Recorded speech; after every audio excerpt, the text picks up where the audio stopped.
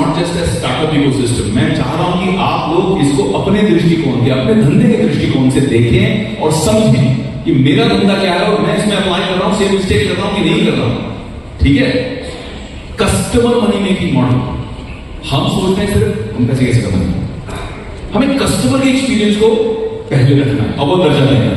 दूसरा प्रॉब्लम है स्टार्टअप्स में खासकर negative cash flow, negative working model. यार हम लोग तो उस देश में रहते हैं जिस देश में मारवाड़ी समाज है, जिस देश में गुजराती समाज है, जिस देश में सिंधी समाज है। उनकी वर्किंग स्टाइल, उनकी कैश फ्लो मैनेजमेंट से हमें सबको सीखना चाहिए और ना कि सिर्फ वेस्ट को फॉलो करना चाहिए कि भाई हार्वर्ड ने ये कहा तो भाई सबसे बड़ा हार्वर्ड तो ये समाज है हमारे देश के।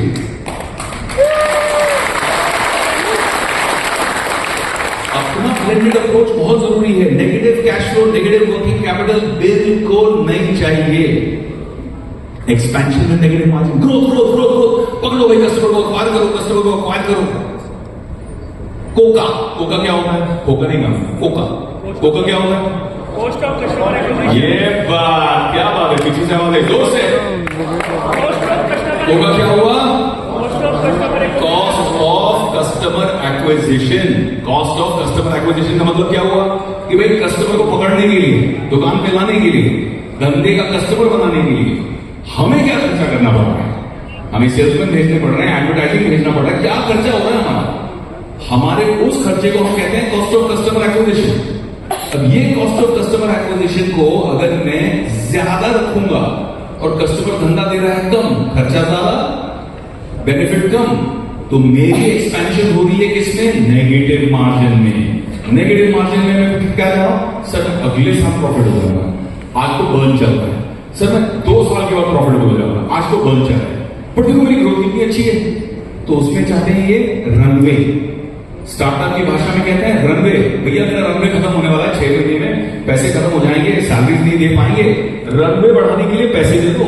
देखो हम आगे चल के ना फ्यूचर में प्रॉफिटेबल हो जाएंगे, लेकिन ग्रोथ देखो हमने कितनी कर ली। क्या ये धंधा ठीक है? क्या ऐसे होना चाहिए?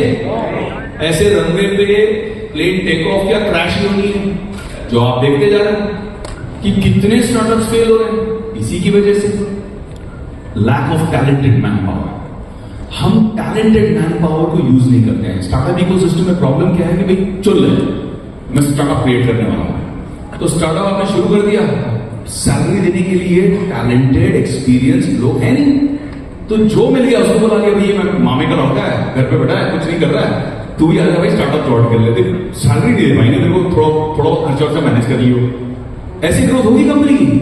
ऐसे इनोवेशन होगी? ऐसे वैल्यू क्रिएशन होगी? बिल्कुल नहीं। Scalability with recurring revenue model. Recurring revenue हमने डिस्कस किया कोका, करेक्ट? कोका अगर सही पड़ा तो खो के कमाएंगे, वरना कोका ने बहुत कंपनियों को ठोका। क्या धंधे का डायलॉग? कोका ने बहुत कंपनियों को ठोका, कोका ने बहुत कंपनियों को ठोका। बट ये इंपॉर्टेंट बात क्या है? CLTV। CLTV का मतलब कौन दिखा सकता है? CLTV क्या है? ये बात, क्या बात है, love you, fantastic. Customer life time value. जन्म जन्म का साथ नहीं, पर धंधा पूरे लाइफ टाइम में क्या देगा और उसका लाइफ टाइम क्या होगा? मेरा कस्टमर 3 साल रहेगा, 4 साल रहेगा, 5 साल रहेगा। रियल एस्टेट में एक बार उसने अपार्टमेंट खरीद लिया, अपने घर बना लिया, शायद 10 साल बाद वापस आएगा, शायद नहीं। पर और कॉफी में उसको कॉफी बहुत अच्छी लग गई, रोज आने लगी, अपने दोस्तों को मिलाने लग गया, कस्टमर लाइफ टाइम वैल्यू चढ़ गई, बिकॉज नंबर ऑफ स्केल और रिकरिंग मॉडल रेवेन्यू मेरा आ गया। ये बहुत जरूरी है हर धंधे में समझना, B2B हो या B2C हो, कि मेरा कस्टमर लाइफ टाइम वैल्यू क्या है। मैं बड़ी मेहनत कर रहा हूं गुप्ता जी मुझे ऑर्डर दे दें, बट गुप्ता जी की आगे कैपेसिटी क्या है, नेक्स्ट ऑर्डर कब मिलेगा, कितना मिलेगा, और मैं इतनी एनर्जी अपनी लगाऊं कि नहीं लगाऊं इस स्टेज पे, ये मुझे बहुत जरूरी समझना। Mix marketing signal and wrong positioning. Mix marketing signals में मेरे पास है पैसा लिमिटेड, मुझे डायरेक्ट अपने डीजी को पकड़ना है, मेरा टारगेट कस्टमर कौन है, मुझे उस टारगेट ग्रुप को आइडेंटिफाई करके सीधा अर्जुन की तरह मछली की आंख देखनी है और उसी के पास जाना है। लेकिन मैं मिक्स मार्केटिंग सिग्नल दे देता हूं क्योंकि मेरे पास एग्जैक्ट डेटा एनालिटिक्स नहीं है, तो मैं बता नहीं रहा हूं कि मैं क्या हूं। अगर मैंने सिर्फ कंपनी का नाम दिया और, तो कॉफी कंपनी है नहीं है किसको पता चलेगा, मैंने तो खर्चा कर दिया। और क्या एडवर्टाइज करते हैं लोग बोलते हैं, अच्छा और कोई चीज है, अभी क्या है, छोड़ दी। अच्छा और कॉफी है, अच्छा कॉफी की कंपनी, अच्छा अच्छा अच्छा अच्छा। तो इस तरह से mix marketing signals and wrong positioning is a big loss maker. Releasing product as a laggard, laggard का मतलब क्या हुआ, लेट, देर से आए, ढीले हुए, सोचते रह गए, आगे नहीं बढ़े, लैगार्ड। कोई और आ गया और मार्केट खींच गया। आप लोगों में से कितने लोग जानते हो ऐसे लोगों को, नहीं यार ये तो मेरा आइडिया था, मैं ये करने वाला था, अरे यार कसम से भाई मैं क्या बताऊं यार, मैं वो कर गया यार। कितने लोग जानते हो आप ऐसे, जानते हो कि नहीं? यस। क्या वो इंसान कभी कभी आप आईने में भी देखते हो, देखते हो? कभी कभी लगता है यार ये तो मेरा आइडिया था, मैं करने वाला था, कोई और कर गया है। You can not be a laggard. आपको अपना प्रोडक्ट तेज मूव करना है। जो विवेक भाई कह रहे थे क्या, यस, फास्ट मूवर बहुत जरूरी है, वरना आप पीछे रह जाओगे और लोग निकल जाएंगे आगे। कस्टमर उनके साथ चिपक गया, CLTV उनको मिल गई, फिर उसको तोड़ के लाना भैया बहुत महंगा काम। Save yourself from getting out competed. जो मैंने अभी कहा कि सामने वाला आपको आउट कम्पीट कर गया, उसकी ग्रोथ, उसकी प्रॉफिटेबिलिटी, उसके कस्टमर बढ़ गए, मार्केट शेयर उसने ग्रैब कर दिया, आपको कोई इन्वेस्टर भी नहीं देखेगा। सब बोलेंगे ठीक है भैया यहां ज्यादा शेयर मिल रहा है, कम पैसे के इन्वेस्टमेंट में मैं कम शेयर ले लूंगा, ज्यादा पैसे की इन्वेस्टमेंट में, लेकिन जो चलती गाड़ी है ना उसको पकड़ना है अपने को, स्पीड मिलेगी। तो fast mover is very very important. Missing the process of converting feedback into feed forward. Feedback और फीड फॉरवर्ड क्या हुआ भाई? फीडबैक सब जानते हैं, यस। और फीड फॉरवर्ड, फीडबैक जो अपने को मिलता है, कस्टमर गाली दे रहा है, अपसेट है, अपन इमोशनल हो जाते हैं, और यार बड़ा बदतमीजी आदमी है, बदतमीजी कर रहा है, मेरी कंपनी के बारे में ऐसा बोल दिया है। Your company is a product, जैसे आपका हक है वैसे उसका हक है, और वो अगर आपको कोई फीडबैक दे रहा है तो इस फीडबैक को थैंक यू करके रिसीव कीजिए और उस फीडबैक को अपनी टीम में फीड फॉरवर्ड कीजिए। तो innovation and complete agility of growth, कि हम किस दिशा में जा रहे हैं, सही जा रहे हैं कि नहीं जा रहे हैं भैया। हम 100 किलोमीटर आगे निकल गए, फिर किसी को सर वो तो राइट टर्न उधर पीछे मिस हो गया। इससे अच्छा फीडबैक अभी ले लो, फीड फॉरवर्ड अभी दे दो, और नेविगेटर को, ड्राइवर को बोलो भैया 2 किलोमीटर आगे हो गए, पीछे घुमा गाड़ी, राइट टर्न लेना है, तो हम राइट डायरेक्शन में चलेंगे। Feedback into feed forward is a very important point. Business model of building complete ecosystem, जो विवेक भाई कहते हैं ना, जीवो जीवस्य जीवनम, एक का सर्वाइवल दूसरे पे डिपेंड करता है। अगर अपना कोई वेंडर है, उसकी परेशानी हमको समझनी है कि भाई वेंडर की क्या प्रॉब्लम है, इसको मैं कैसे सॉल्व कर सकता हूं, क्योंकि ये मेरे लिए जरूरी है। अगर ये मुझे सही तरीके से, सही प्रोडक्ट, सही रॉ मटेरियल, सही इनपुट सही टाइम पे दे रहा है, तो मैं सही प्रोडक्ट क्रिएट करके मार्केट में सही टाइम पे कैप्चर कर रहा हूं अपने कस्टमर को। लेकिन मैंने अपने इकोसिस्टम को वैल्यू नहीं किया, मैंने अपने इकोसिस्टम को समझने की कोशिश नहीं की, मैंने एक ही वेंडर से बहुत काम किया और दूसरों को किसी को वजूद ही नहीं दिया। भाई मेरा तो सप्लायर है, कल को खुदा ना खास्ता उस सप्लायर की कोई प्रॉब्लम हो गई, इश्यू आ गया, कंपनी बंद पड़ गई, आपको कितना बड़ा इंपैक्ट आएगा। तो इट इज एन इकोसिस्टम जो हमें बिल्ड करना है, हमें पार्टिसिपेट करना है, हमें उसमें ग्रोथ देनी है, लोगों से इन्वॉल्व रहना है, अपने इकोसिस्टम को समझना है, तब जाके हमारी ग्रोथ स्ट्रॉन्ग होगी और स्टेबल होगी। स्टेबल जरूरी है कि नहीं? यस। स्टेबल होना जरूरी है कि नहीं? Yes yes. ठीक है। तो आज जो innovation around customer money making model है, उसमें पहले तो आप आइडेंटिफाई करो कि आप अपने कस्टमर की लाइफ में क्या प्रॉब्लम सॉल्व कर रहे हो, ऐसी कौन सी प्रॉब्लम सॉल्व कर रहे हो जो आपके बिना नहीं हो सकती है।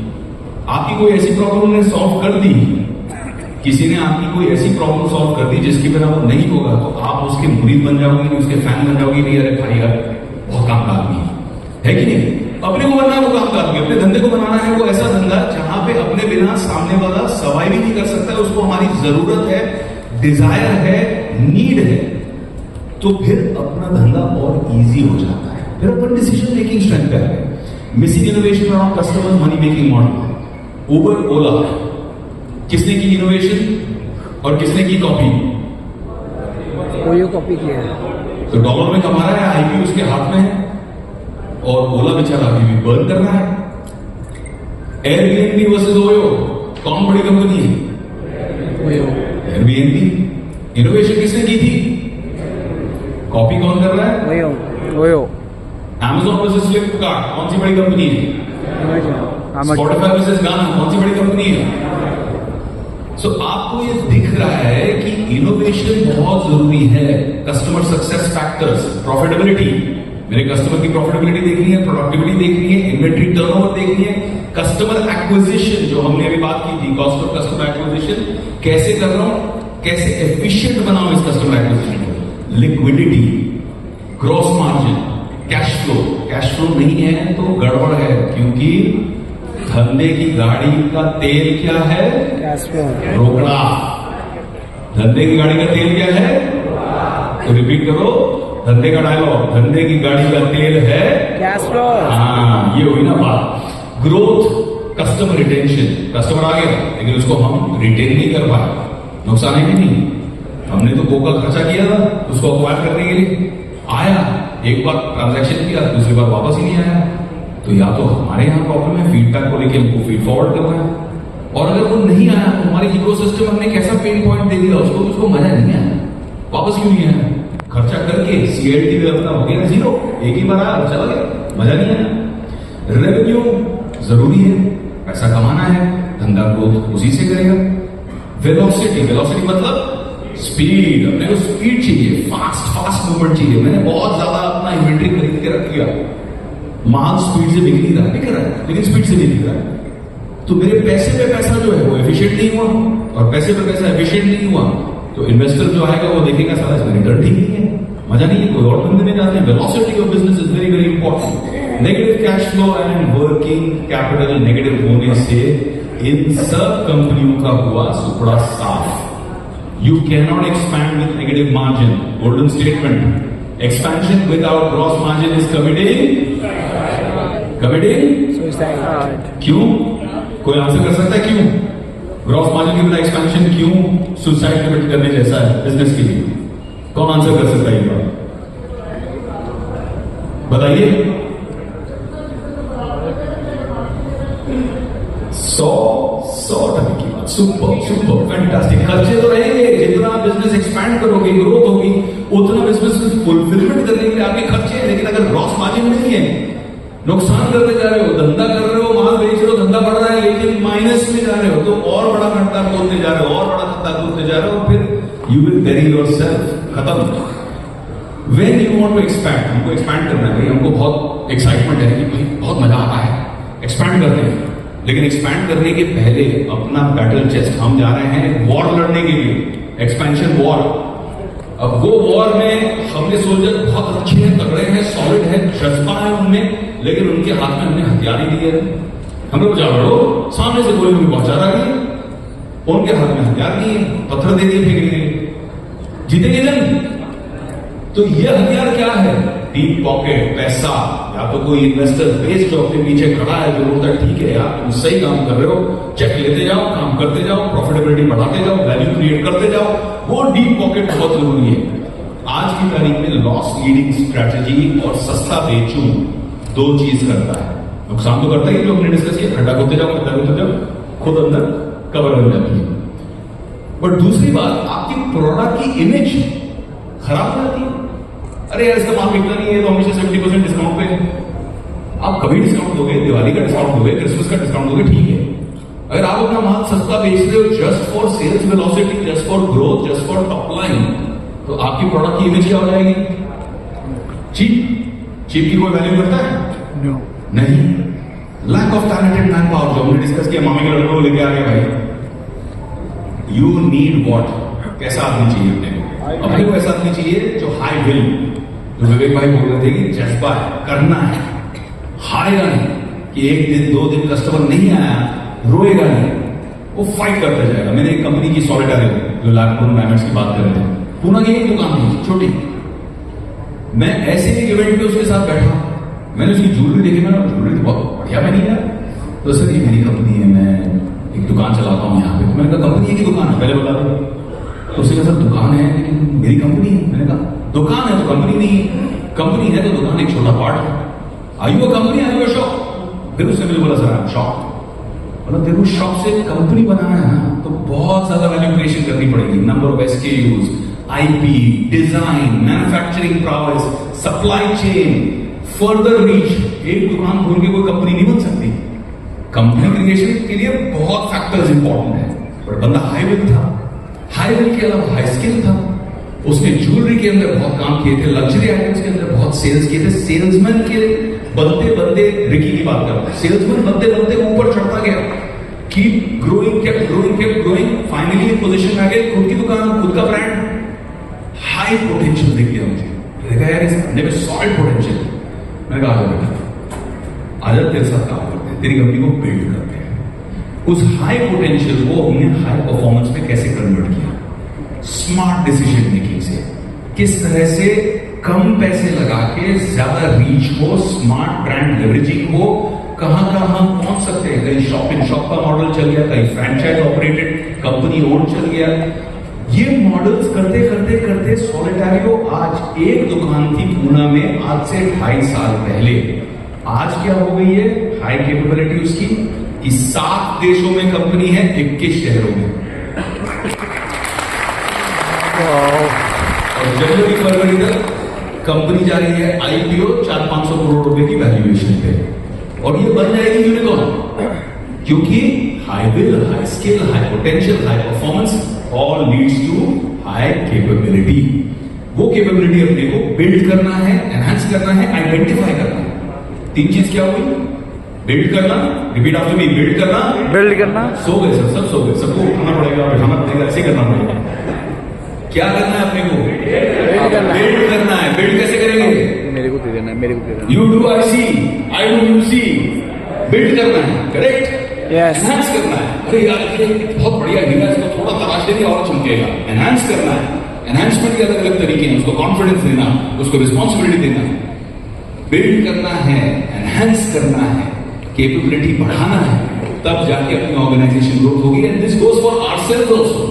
हमको भी अपने आप को अपडेट करना है। हम सब जानते हैं ऐसा नहीं है, जिस दिन हमने वो सोच लिया खेल खत्म।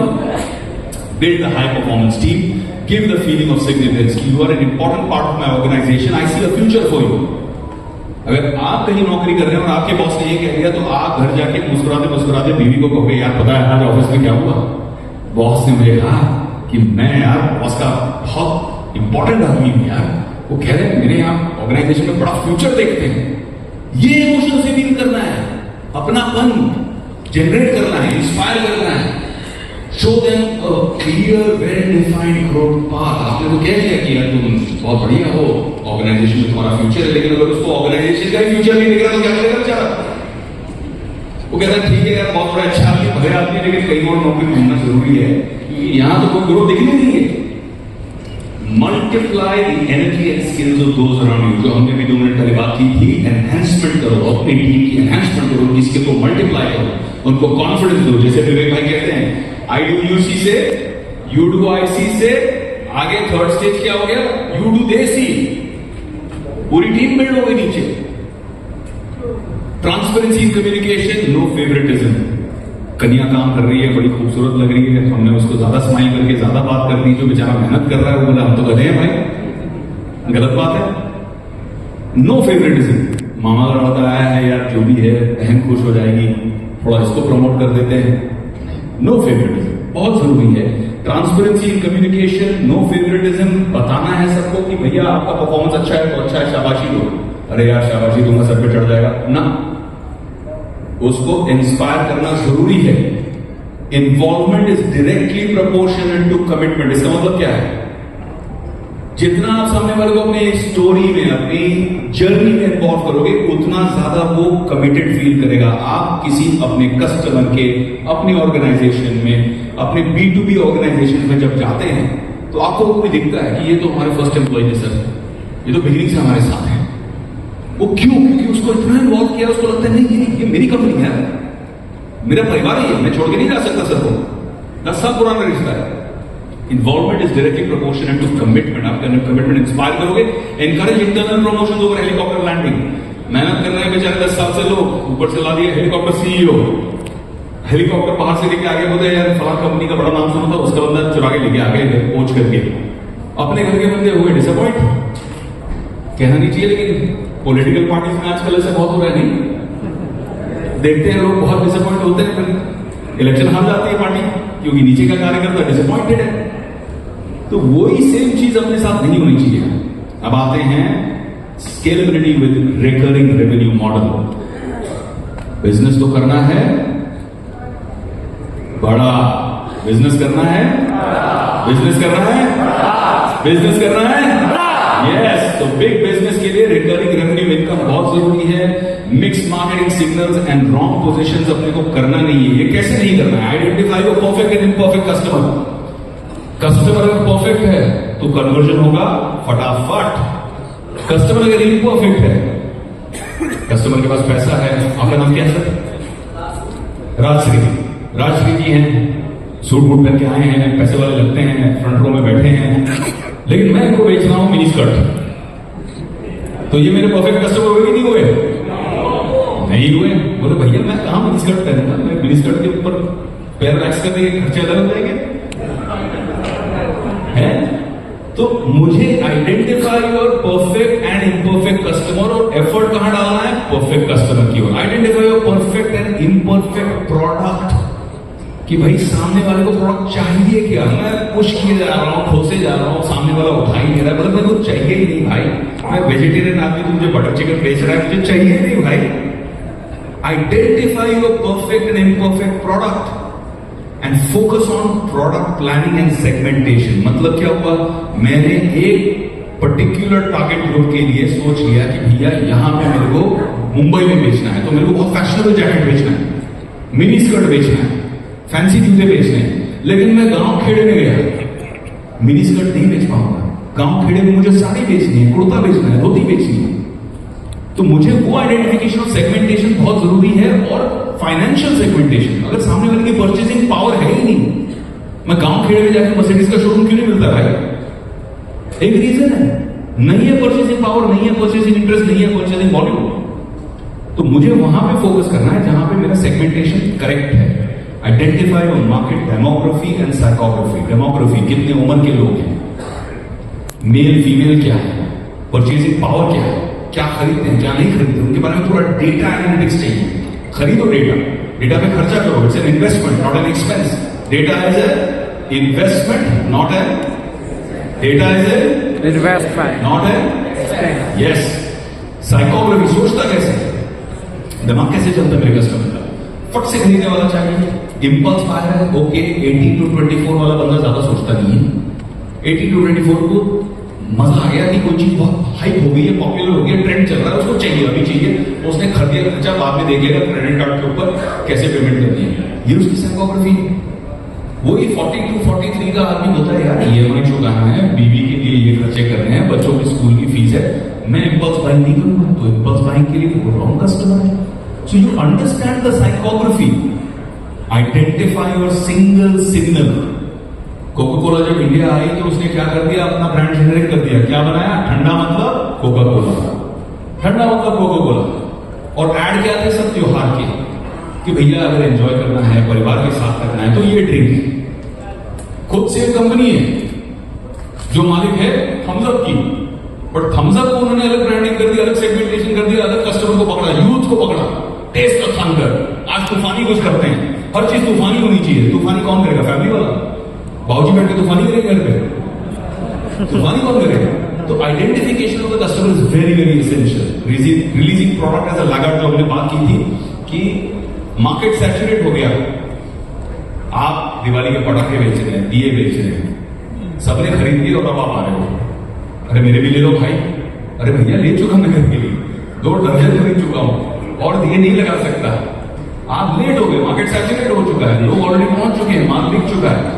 Inability to identify the adoption curve, किस तरफ मार्केट मूव कर रहा है। हम नहीं मूव कर रहे हैं, हम डीले हैं, हम वेट कर रहे हैं। सेठ जी तुसी ग्रेट हो, आप सबसे अच्छे हो, यस मैन भरे हुए हैं, आके हमको मार्केट का फीडबैक नहीं दे रहा है, सेठ जी के पैर दबा रहे हैं, अरे जा चाय लेके आ जा, प्रोफेशनल आदमी नहीं है तो फीडबैक हमको नहीं मिल रहा है। गले में बैठे हैं हम, गले में बैठे बैठे कर गए, क्यों धंधा नहीं हुआ, अडॉप्शन कर्व पकड़ा नहीं।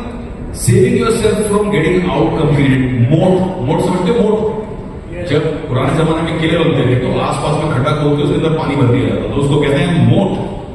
मोट क्यों बनाते हैं? बिजनेस में मोट क्या होता है आपका? एक एंट्री बैरियर होता है कि कोई आके मेरा कस्टमर ना छीन ले, मेरा धंधा ना छीन ले, मेरा प्रोडक्ट ना छीन ले। मैं ऐसा धंधा करूं कि वो मेरे साथ कंपीट करने के लिए उसको बहुत खर्चा करना पड़े, बहुत मशक्कत करना पड़े, महंगा पड़े उसको, that is what an entry barrier does. तो आपने इंटेलेक्चुअल प्रॉपर्टी कर दी, पेटेंट्स जिसके बारे में हमने डिस्कस किया, पेटेंट्स कर दी कि उसको आप बना रहे हो तो आपको पेटेंट का कॉस्ट नहीं है, लेकिन वो आपसे अगर पेटेंट को लाइसेंस कर रहा है तो उसको लाइसेंसिंग फी लगेगी। आपने उसका कॉस्ट बढ़ा दिया, उसको आउट कम्पीट आप कर रहे हो। प्रोप्राइटरी टेक्नोलॉजी मेरे पास है, किसी और के पास नहीं है, एकदम कोका-कोला का फॉर्मूला है या कोई ऐसी टेक्नोलॉजी की इजाद है जो और किसी के पास नहीं है। स्ट्रॉन्ग डिस्ट्रीब्यूशन नेटवर्क, मेरा डिस्ट्रीब्यूटर स्ट्रॉन्ग है, मेरा नेटवर्क स्ट्रॉन्ग है, मैं फास्टेस्ट टू मूव हूं और मैक्सिमाइजिंग ऑफ नेटवर्क कर सकता हूं, तो सामने वाला मुझसे कम्पीट नहीं कर सकता। मेरी कस्टमर्स अब स्ट्रॉन्ग है, मेरी इकोनॉमी स्केल बड़ी है, मेरी लॉयल्टी बियॉन्ड लॉजिक है। आप एप्पल के बायर के लिए जाओ, सामने वाला बोलेगा भैया एप्पल का फोन लेना, आप बोलोगे सर ये ले लो, जामी पे भी पढ़ना है, एप्पल चाहिए। तीसरी बार बोलोगे जूता निकाल के, मैंने बोला एप्पल का देता है कि मालूम मुझे, ये लॉयल्टी बियॉन्ड लॉजिक। वो समझा के चलिए सर लाख रुपए का फोन क्यों लेते हो, 25,000 में ये अवेलेबल सारे फीचर्स सेम है, नहीं एप्पल चाहिए तो एप्पल चाहिए भैया। दैट लॉयल्टी बियॉन्ड लॉजिक वो अपने को क्रिएट करना है। Exclusive rights, high capital investment, brand equity, brand की रिकॉल वैल्यू क्रिएट करती है। Complaint is a gift. कितने लोग शादीशुदा हैं? सारे मैरिड मैन बोलेंगे सर आप गलत बोल रहे हो, कंप्लेंट बीवी करती कोई गिफ्ट नहीं है ये, बट गिफ्ट है। जब मेरी बीवी मुझे कंप्लेंट करती है तो मैं उसको आइडेंटिफाई कर लेता हूं और आइडेंटिफाई करके उसकी अगली कंप्लेंट आने से पहले मैं उसको एकदम कर्व बॉल करके गोली मार देता हूं। वो आई है पूरे मन बना के कि कंप्लेंट करूंगी, फिर देखती है कि जो प्रॉब्लम होने वाली थी वो तो सॉल्व ऑलरेडी होके पड़ी है। उसे भाई कमाल हो गया यार, ये तो इतनी खुशी, और फिर क्रेडिट पे क्रेडिट, ब्राउनी पॉइंट पे ब्राउनी पॉइंट।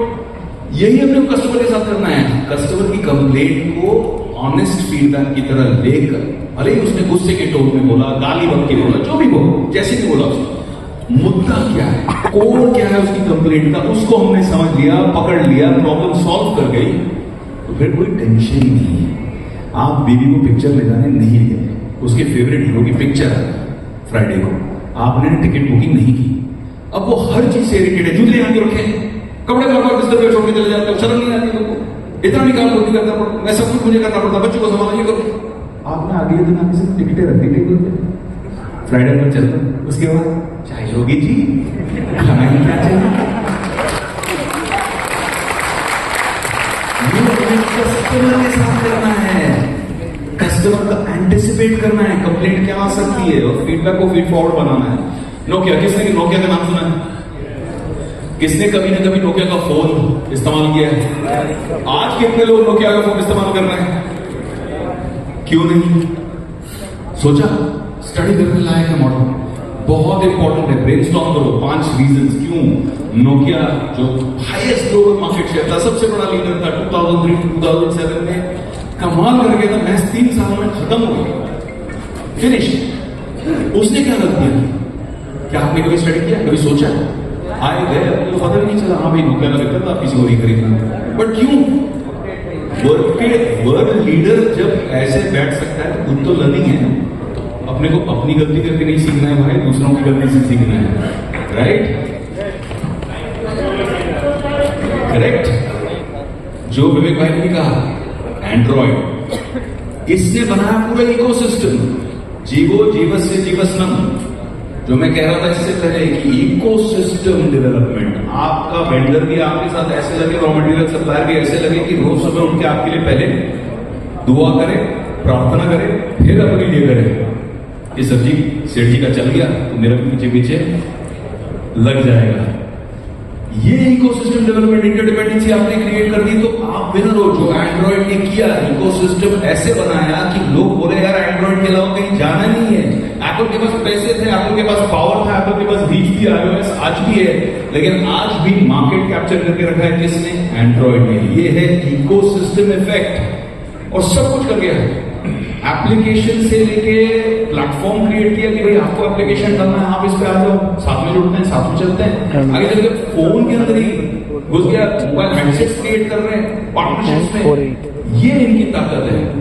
मेरी एक पिक्चर आई थी कंपनी, उसमें एक डायलॉग था मेरा, अरे तू बोलते ये कंपनी खास, यही हो गया मौके के साथ, खलास कर दिया। क्यों भाई खलास कर दिया? दोनों ने आंखों का दूर कुछ दिया, लोग क्या वो बेचारा पिट गया, खत्म। सेल्स मॉडल्स, नाम से How do we create sales model to expand our Professional business? नाम है वो। Sales outsourcing. आज जब हमने एक डेवलपमेंट कंपनी शुरू की दुबई में, जो एक बार बता रहे थे, BMW डेवलपमेंट अपनी कंपनी, और अपना सर्विसेज तो पहले हमने फर्स्ट स्टेप क्या रखा कि हम खुद ब्रोकरेज फर्म बने, मार्केट समझने के लिए। फिर ब्रोकरेज फर्म में हमने नीचे कई 50-60 ब्रोकर्स रखे, उनको मिनिमम सैलरी मैक्सिमम इंसेंटिव पे लाया ताकि आउटफ्लो ज्यादा नहीं रहा। उससे हमें स्केल मिला, स्केल मिलके हम फुट इन द डोर, जितने डेवलपर्स थे मार्केट में, जितने डेवलपमेंट का इकोसिस्टम था, उससे हमने एंट्री ली। 4 साल पहले की बात कर रहा हूं। फिर 3 साल पहले हमने कहा हम इसको एक्सपैंड करते हैं। अब हम अंडर राइटिंग पे आ जाते हैं, मास्टर ब्रोकिंग पे आ जाते हैं। हम पकड़ लेते हैं सीधा का सीधा कि भैया आप लोग 6 बिल्डिंग बना लो, एक पूरी बिल्डिंग हम खरीद रहे हैं आज, लेकिन भाव ये होगा, पेमेंट प्लान ये होगा। सामने बोला गया मैं तो डिरिस्क कर रहा हूं, उठा के बेच दो। अपनी ताकत थी कि अपने जो पीछे 40-50 बंदे हैं वो ये पूरी बिल्डिंग बेच देंगे, higher price, better value, better payment plan. वो अपनी कॉन्फिडेंस की, हमने जुआ खेला, अपने आप पे जुआ खेला, किसी नंबर पे नहीं खेला और हम जीत गए। अंडर राइटिंग में बहुत बड़े बन गए। पिछले 4 साल में ऑर्गेनाइजेशन जीरो से 92,000 करोड़ की ग्रॉस सेल्स की है। छोटा नंबर नहीं है। 400 लोग आज ऑर्गेनाइजेशन में काम करते हैं और फिर दोबारा हमने पिवट मारा।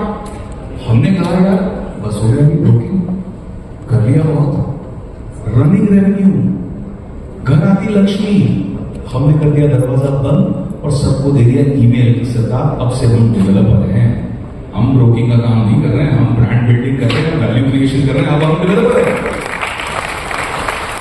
डेवलपर कैसे बने? उसी ब्रोकिंग नेटवर्क की वजह से, क्योंकि जो बेच सकता है दुनिया उसके पीछे लाइन लगाई खड़ी होती है कि सरकार मैं भी रखा हूं। तो सेल्स बहुत जरूरी है। सेल्स आउटसोर्सिंग करो, व्हाइट लेबलिंग करो। बल्क मिल गया भैया, मेरा कॉस्ट क्या है? मेरे कॉस्ट है, ऑपरेटिंग कॉस्ट है 2 करोड़ रुपए महीने की मेरी फैक्ट्री में।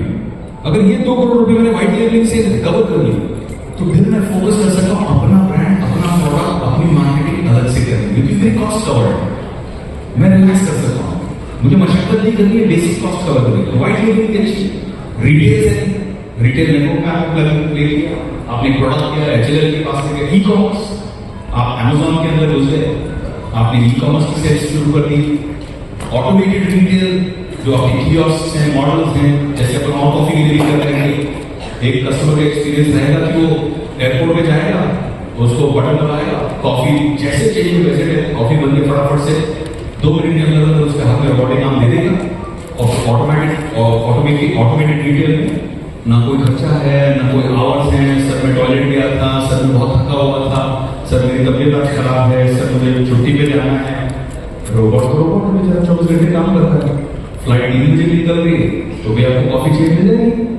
Automated retail, resellers, value added sellers, wholesalers, distributors, ये इकोसिस्टम हमको डेवलप करना है। Original equipment manufacturers, export oriented market and multi level market, ये कई सेल्स के चैनल और नेटवर्क हैं। हमें देखना है कि अपने धंधे में कौन सा एप्लीकेबल है और कौन से को मैं अपने बिजनेस को ग्रोथ करने के लिए, सेल्स करने के लिए अप्लाई कर सकता हूं। जब मुझे सेल्स करनी है तो मेरा बहुत बड़ा टाइम कितना है सबके पास?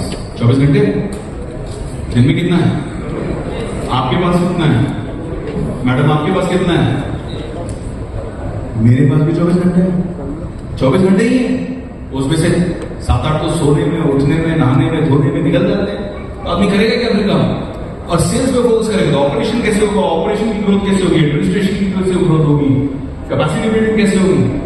तो सेल्स अगर हम ऑटो पायलट पे क्रिएट कर सकते हैं और एक स्नोबॉल क्रिएट कर सकते हैं कि एक बार स्नोबॉल शुरू हुआ तो बड़ा होता गया, ग्रो होते गया, तो फिर मजा आ सकता है।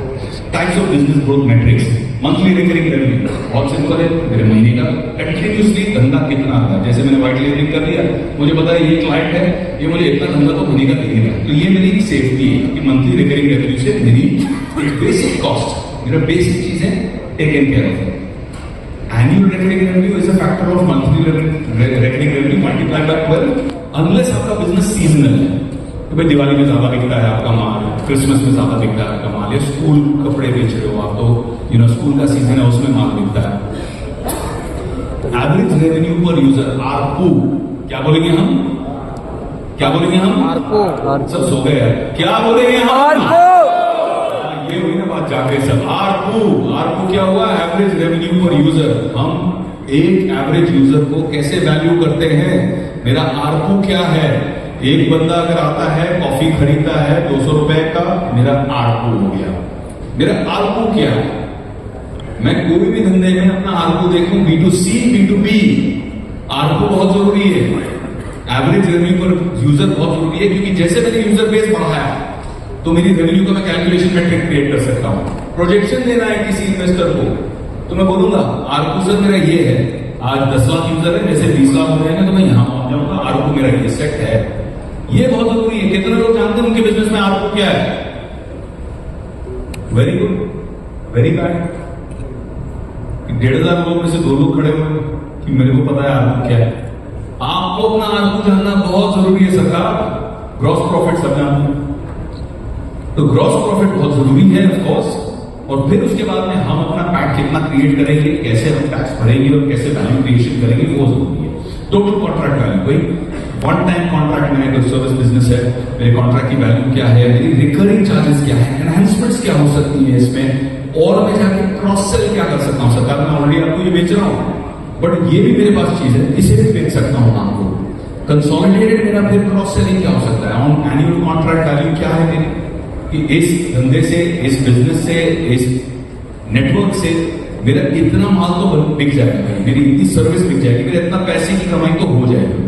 लाइफ टाइम वैल्यू कस्टमर हम सीएटी में डिस्कस कर चुके हैं। Deferred revenue, amount that was received by company in advance of earning it. Advance आ गया मेरे पास में, लेकिन मैंने अगर डिलीवरी नहीं की तो ये लायबिलिटी कॉलम में चला गया, तो मेरा डिफर्ड रेवेन्यू है। ये मुझे समझना जरूरी है। हम क्या करते हैं, उठाते हैं एक ही अकाउंट में सब कुछ डाल देते हैं, बाद में बोलते हैं सीए संभाल लिया, बट बच जाती है फिर पूरे अकाउंट्स की। सर वो तो ऑर्डर कैंसिल हो गया, सर वो तो पैसे वापस मांग रहे हैं, हमको पैसे वापस करने हैं, फंस गए। अब कैश फ्लो कहां से निकलेगा? खड्डा बन गया कैश फ्लो। पाजी ने जाके नई गाड़ी खरीद ली, बाद में देख लेंगे, गाने की दुकान चला देंगे। ये प्रॉब्लम है। डिफर्ड रेवेन्यू को डिफर्ड रेवेन्यू की तरह आइडेंटिफाई करना है और उसे उसी तरह ट्रीट करना है। हमने अभी कमाया नहीं है, कमाएंगे, जब कमाएंगे तब खर्चेंगे। डिफर्ड रेवेन्यू हमारा है। Customer acquisition cost, full cost of acquiring one user, life time value versus customer acquisition cost. Coca क्या है मेरा, और कोका के अगेंस्ट मेरा सीएलटीवी क्या है? मैंने कोका के 100 रुपए खर्चा किया, कोका मेरा सीएलटीवी मेरा 1000 है, 10x है। अरे बढ़ गया है यार, फिर तो दवा के कस्टमर अक्वायर करो, क्योंकि कंपनी प्रॉफिटेबल है। लेकिन कोका मेरा 100 रुपया है और सीएलटीवी मेरा 50 है, तो खोद दिया मैंने खड्डा, खड्डा बन गया कवर। वो हमको नहीं करना है। कॉन्सेंट्रेशन रिस्क, एक ही कस्टमर मेरा सबसे बड़ा है, ये मेरा सबसे अच्छा कस्टमर है। 70% मेरा माल मैं इसी को बेचता हूं, कल उसने नल बंद कर दिया, खत्म, आप सूखे में मर गए।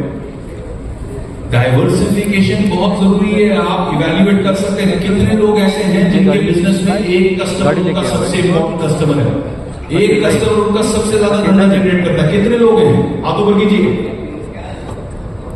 कल अगर उन्होंने अपना मन बदल लिया, क्या करोगे? डाइवर्सिफिकेशन बहुत जरूरी है। कस्टमर की कॉन्सेंट्रेशन रिस्क और वेंडर की कॉन्सेंट्रेशन रिस्क हमें देखना है, इवेल्युएट करना है। तो उसने सप्लाई बंद कर दी, हमारे कस्टमर चले गए। कस्टमर ने ऑर्डर प्लेस करना बंद कर दिया तो हम लटक गए। डाइवर्सिफिकेशन बहुत जरूरी है। डेली एक्टिव यूजर्स, ये ज्यादा टेक कंपनीज के लिए इंपॉर्टेंट है कि आपके डाउस कितने हैं, डेली एक्टिव यूजर्स कितने हैं, आपके माउस कितने हैं, मंथली एक्टिव यूजर्स कितने हैं। कोई बहुत ब्रिलियंट कंपनी है जिसको मैं जानता हूं, जिसके डेली एक्टिव यूजर्स और मंथली एक्टिव यूजर्स कंटिन्यूसली पिछले कई सालों से ग्रो करते जा रहे हैं और उस कंपनी की वैल्यू दिन दुगनी रात चौगनी होती जा रही है। उस कंपनी का शायद नाम कुछ बड़ा बिजनेस टाइप का है, नाम सुना है लोगों ने?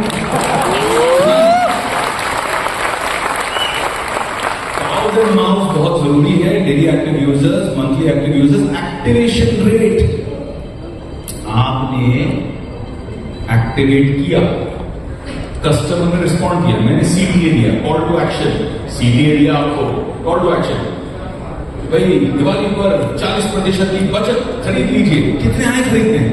कन्वर्जन रेट क्या हुआ उसका? एक्टिवेट क्या किया? मेरा एक्टिवेशन रेट क्या किया? मैंने अपनी सेल्स टीम को भेजा, जाओ ये एरिया में जाओ, फला फला लोगों से मिलो, ये लीड जनरेट किए मैंने, जाओ इन सबसे मिल के आओ, माल बेच के आओ। एक्टिवेट किया मैंने, खर्चा किया, उनको भेजा, मैन आवर्स डाले, फ्यूल डाला, लॉजिस्टिक्स डाली, लेकिन एक्टिवेट कितने हुए? कितने लोगों ने ऑर्डर प्लेस किया कि सरकार हम ऑर्डर प्लेस कर देंगे आपके साथ में?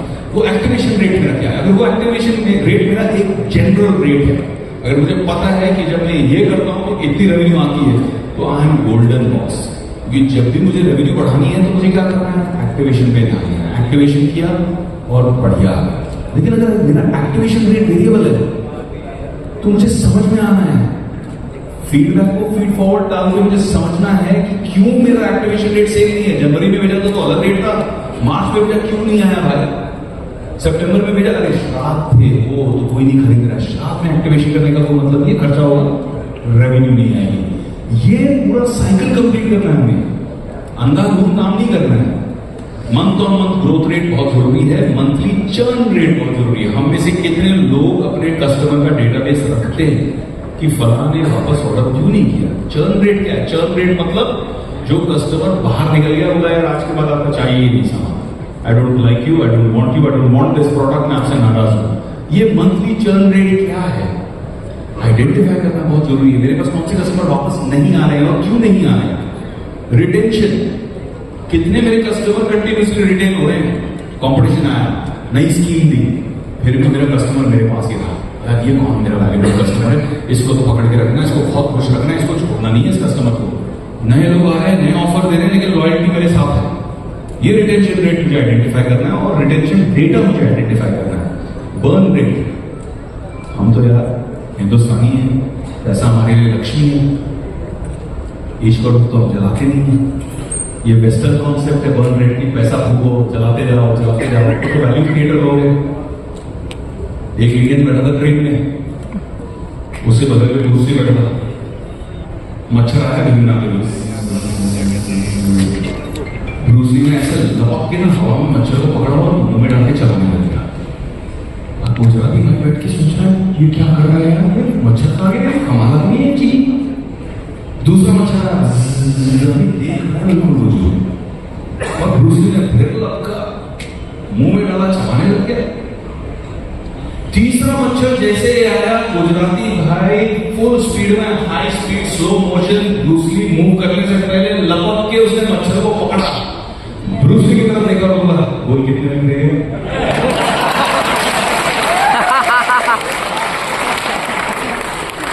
इसलिए धंधा करना हमारे खून में है। हम बर्न रेट में विश्वास नहीं करते हैं, हमको बर्न रेट नहीं चाहिए। टोटल एड्रेसेबल मार्केट, TAM, कि भाई एक टोटल एड्रेसेबल मार्केट क्या है? जूते बेच रहा हूं, कितने लोग खरीद रहे हैं? बच्चे कितने हैं? औरतें कितने हैं? मर्द कितने हैं? ज्योग्राफी क्या है? मुंबई में बेच रहा हूं, दिल्ली में बेच रहा हूं, मेरी सेल्स नेटवर्क क्या है? मेरा टोटल एड्रेसेबल मार्केट क्या है? वो जानना बहुत जरूरी है। और उसके बाद टोटल ऑब्टेनेबल मार्केट, TAM, दो दोस्त